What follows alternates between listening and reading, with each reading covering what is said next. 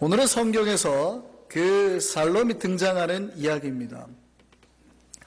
제 친한 친구 목사가 있어요. 전라남도에 있는 모 교회에서 교육 전도사 할 때 있었던 일입니다. 저희가 이제 제가 신학교 다닐 때니까요. 기숙사 생활을 했으니까 주일을 마치고 월요일 날이 되면 이제 저녁에 전체 신학생들이 다 모입니다. 그래서 한 주간 동안 교회에 있었던 이야기를 딱 하는 거예요. 우리 교회가 뭐 이게 좋았어, 설교가 좋았어, 뭐 누가 있는데 이렇게 좋은 일이 있었어, 뭐 이렇게 딱 들어오는 거죠.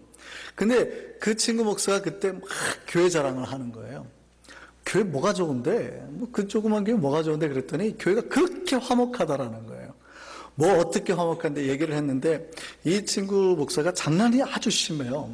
장난이 아주 심한데 여름이었어요. 여름인데 청년들하고 이제 물장난을 했어요. 호수에서 물 가지고 막 이리 뿌리고 저리 뿌리고 옷이 다 젖었죠. 자기도 청년들하고 물을 다 뿌리는 바람에 옷이 흠뻑 젖었어요. 그런데 이제 장로님 한 분이 이렇게 벤치에 앉아가지고 이야기를 하고 있는 거예요. 이 친구가 갑자기 장난기가 발동한 겁니다. 가지고 몰래 뒤로 살짝 가가지고 대화하시는 장로님 뒤에다가 옷이 젖었잖아요. 옷을 딱 대고 목덜 밑에다 물을 쫙 뿌리자. 그 장로님이 갑자기 어떻게 했을까요? 갑자기 장로님이 소리를 지르는 겁니다. 아니 전도사님! 비겁하게 뒤에다 물 뿌리다니. 그래가지고 이제 이 친구가 화장실에 갔대요. 대변불로 화장실에 딱 앉아있는데 갑자기 어디서 발소리가 토박토박 나기 시작하는 거예요. 그러더니 갑자기 머리에서 물벼락에 그냥 확 볼일 보고 앉아있는 거예요. 장로님이 바가지로 물 떠다가 어때요? 아주 화목하다고, 정말 가족 같다고. 그 장로님 성함이 성이 정씨셨어요. 정 장로님이셨는데 그 장로님 아들이 사실 저희 동기였습니다. 지금 서울에서 이제 목회하고 있는데요. 그분이 아들 이름을 뭐로 졌냐면 기돈이라고 졌어요. 두 자예요. 기돈. 그러니까 정기돈 목사님이죠. 근데 왜 이름을 기돈이라고 지으셨어요? 그랬더니 사실은 그 장로님이 아들 이름을 기드온이라고 지으고 싶으셨어요. 근데 정기드온 그러면 좀 발음하기도 그렇고 기명하기도 그렇고 뭐 올리기도 어렵잖아요. 그래서 이 기돈을 확 줄여서 기돈이라고 했다. 오늘은 이 기드온에 대한 이야기입니다. 사람들이 자기 아들 이름을 기드온이라고 짓고 싶을 만큼 위대한 인물이죠. 성경의 영웅입니다. 특별히 기드온과 또 함께했던 그 용사들을 살펴보아 우리에게 주신 하나님의 음성을 듣는 시간을 가지려고 합니다. 오늘 기드온이 등장하는 성경은 사사기죠. 사사기 시대는 이스라엘의 슬픈 역사입니다. 이스라엘은 이 사사기 전까지요, 파란만장한 역사를 가지고 있었습니다. 출애굽할 때 어땠어요?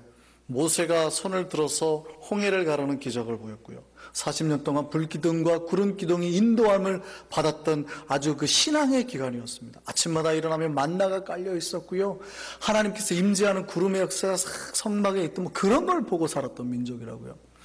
이제 가나안 땅 들어갈 때는 어떻겠습니까? 여리고성을 침공할 때, 여리고성을 매일 한 바퀴씩 돌아서 우리가 지난번에 살펴봤잖아요. 그 믿음의 행보로 말미암아 무너뜨렸던 그런 민족 아니었습니까? 가나안 땅에 들어가기 전에 이미 여리고성 사람들이 마음이 다 녹았대요. 이스라엘 백성이 온다는 이야기를 듣고 그랬던 민족이었습니다. 그런데 이제 딱 그 다음 사사기로 딱 접어들어서 이 민족이 어떻게 생활하고 있습니까? 아주 비참한 인생을 살게 됐습니다. 위대한 모세와 영웅의 뒤를 잇는 사람들은 없고, 그 다음에 이 민족이 미디안 족속에, 그러니까 이방 족속이죠, 침략 때문에 굴을 파고, 동굴을 파고 그 안에서 숨어 지내고 산성을 쌓고 그렇게 살았던 민족으로 전락해버렸습니다. 미디안족은 유목민입니다. 근데 어떻게 침략을 하냐면, 침략을 할 때 가축대를 다 몰고 와가지고 그 일대를 아예 초토화시켜버리고 떠나요. 그러니까 밭에서 이렇게 농사를 지을 수가 없어요, 쉽게. 그래서 수확한 것도 숨어서. 왜 이렇게 변했습니까? 왜 그 위대했던 이스라엘 백성이 이렇게 한순간에 전락해버렸습니까? 그 이야기를 사사기 6장 1절은 이렇게 기록하고 있습니다. 뭐 볼까요? 사사기 6장 1절입니다. 같이 읽겠습니다. 시작. 이스라엘 자손이 또 여호와의 목전에 악을 행하였으므로 그들이 뭐 해서요? 하나님 앞에 죄를 범했어요. 그런데 재밌는 단어가 하나 있죠. 뭐라고 써 있습니까? 이스라엘 자손이 뭐라고요? 또. 그러니까 반복되는 죄가 계속 일어났다라는 거예요. 사사기는 이스라엘 백성이 하나님 앞에서 출애굽해가지고 가나안 땅 점령하고 등등하게 잘 살 때, 잘 살았던 게 아니라 쉽게 우상에 물들어가고 죄를 범하는 겁니다. 그럼 타락하죠. 타락하면 어떻게 해요? 하나님께서 이방 족속을 들어서 공격하게 합니다. 그러면 아이고 하나님 죽겠습니다, 살려주세요 이러거든요. 그럼 다시 하나님이 응답하시고 사사를 세워서 회복하게 하십니다. 또 이렇게 잘 지내다가 또 교만해가지고 타락하면 또 하나님께서 다른 이방 민족을 들어서 또 치시죠. 그럼 또 아이고 하나님 죽겠습니다 하면 하나님이 또 사사를 세워서 회복하시고, 이것이 계속 반복되는 거예요. 오늘 본문 보세요. 또 이스라엘 백성이 죄를 범했다고요. 하나님이 죄를 범한 이스라엘 백성들을 치시는데 그들에게 다시 살려달라고 기도하자 그들에게 구원을 허락하시고 이제 회복하실 사사를 세우십니다. 그 사사 이름이 누구예요? 오늘 주인공이 기드온입니다. 기드온이 이때 뭘 하고 있었을까요? 하나님이 부르러 갈 때 밀타작을 하고 있었대요. 근데 밀타작을 어디서 하냐면 마당에서 하는 것이 아니라 숨어서 넓은 데 하지 않고 포도주 틀에다가 놓고 조금씩 이렇게 타작을 하고 있었던 거예요. 소심한 사람이었습니다. 이때 하나님이 기드온에게 나타나셔서 그 소심한 기드온을 이렇게 부르십니다. 6장 12절 한번 볼까요? 6장 12절 읽어보겠습니다. 시작. 여호와의 사자가 기드온에게 나타나 이르시되 뭐라고요? 큰 용사여, 여호와께서 너와 함께 계시도다. 아니 지금 무서워가지고 덜덜 떨어서 숨어서 타작하고 있던 기드온에게 하나님이 뭐라고 그래요? 큰 용사여. 비록 우리가 우리의 인생에 지쳤어요. 삶에 눌려서요. 억눌려가지고 우리는 하나님 모른다고 고개 숙이고 등 돌리고 아이고 하나님 전 안 돼요라고 하는 사람에게까지 하나님이 찾아가셔서 뭐라고 그래요? 큰 용사라고 그러신다니까요. 여러분을 하나님이 용사로 인정하시고 부르셨음을 믿으시기 바랍니다. 왜요? 하나님이 붙드실 거니까 가능하다는 얘기예요. 기도원 자체 힘으로 어떻게 용사가 됩니까? 그런데 하나님이 임하시잖아요. 하나님이 오시잖아요. 그 다음에 뭐라고 말하세요? 여호와께서 너와 함께 계시도다. 하나님께서 함께 계시는 자가 어떻게 변해요? 용사로 변한다는 거예요.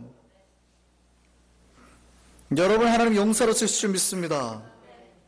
그런데 이 소심한 기도원이 뭐라고 반응한 줄 아세요?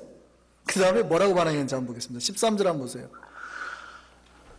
기드온이 이렇게 대답합니다. 아이고 하나님, 만약에 하나님이 그 말씀대로 나와 함께 계시다면 어떻게 이런 일이 우리에게 일어나겠습니까? 어떻습니까? 저 얘기 들으니까 편안해지시죠? 기드온이 너무 믿음의 고백만 하면은 우리가 슬퍼지잖아요. 나는 저렇게 못하는데. 근데 기드온이 우리랑 똑같단 말입니다. 하나님이 우리와 함께 한다 그러니까 아멘 하고 바로 나갔던 게 아니고요. 아이고 하나님, 진짜 하나님이 우리와 함께 있으면 어떻게 나에게 이런 일이 일어납니까? 인간들이 이렇게 생각한다고요. 고난이 있거나 고통이 따르면 하나님이 멀리 떠나버린 줄 압니다. 나에게 어떤 문제가 발생해요. 특별히 감당하기 어려운 문제가 발생하면 하나님 우리를 버린 줄 알아요. 하나님 없어요. 아이고 예전에 하나님이 나에게 보여주셨던 이적은 까맣게 잊어먹어버립니다. 하나님이 기적을 통해서 나의 문제를 해결해 주셨던 거, 우리 아이들을 지켜주셨던 거, 나에게 어떻게 했고 나를 살려주셨던 거, 이건 다 잊어먹어요. 과거의 영광들은 다 잊어먹어요. 그리고 지금 이 문제만 내 눈에 보이는 겁니다. 누가요? 여러분뿐만 아니라 여러분 이전에 모든 믿음의 선진들이 다 그랬다고요. 인간들은 다 그런다고요. 심지어는요, 뭐라 그러냐면, 목사가 고통을 당하거나, 아니면은, 교통사고가 나거나 힘들어지면, 하나님 버림받았다고요. 저 문제 있어. 그리고 하나님 떠났다 그래요. 쉽게 그렇게 말을 합니다. 근데 하나님 떠나신다고요? 안 떠나신다고요? 안 떠나신다니까요? 하나님 절대 안 떠났어요. 하나님이 우리를 향한 계획은 변하지도 아니하시고, 특별히 하나님이 우리와 함께 하는 것이 그분의 목적입니다. 목적. 오늘 본문 다시 한번 볼까요? 12절 아까 다시 한번 볼까요? 뭐라고 그래요? 여호와께서 너와 함께 계시도다 그랬죠. 그 다음에 16절 보세요. 16절. 다시 반복해서 말씀하십니다. 시작. 여호와께서 그에게 이르시되 내가 반드시 너와 함께 하리라. 반드시 너와 함께 하리라. 하나님은 우리와 함께 하는 것이 당신의 기쁨이에요. 그리고 목적이에요. 하나님 우리를 구원하시는 거 십자가라고 말하지만 구원의 삶을 누리는 거는요, 하나님과 우리가 함께 하는 거예요. 하나님께서 우리를 구원하러 이 땅에 오셔서 그 이름을 뭐라 지으라 그래요? 예수라 지으라 그러잖아요. 그런데 그 예수의 다른 이름이 또 있다고 그랬죠. 뭐라고요? 임마누엘. 그 임마누엘의 뜻이 뭐예요? 하나님이 우리와 함께 계시다. 하나님은 우리와 함께 계시러 오셨다고요. 그러니까 우리가 구원의 상태에 있는지 아닌지를 알 수 있는 방법이 하나 있죠. 뭐예요? 여러분이 하나님과 함께 사는 것, 동행하며 살고 있는지, 이게 여러분이